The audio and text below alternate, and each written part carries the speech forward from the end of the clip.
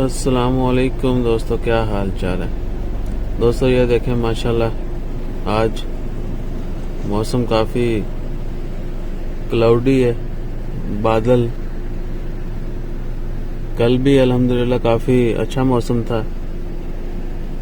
बस दुआ करें अल्लाह ताला रहमत की बारिश बरसाएं। फुल क्लाउडी है, ये देखें कितने खूबसूरत बादल।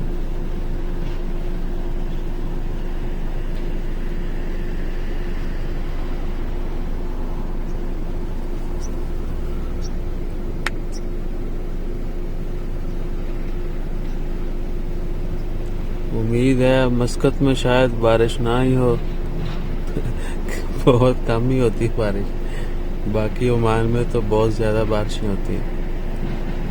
इंशाल्लाह खैर, अपना ख्याल रखें, दुआओं में याद रखिएगा। जज़ाकल्लाह, अल्लाह हाफिज़।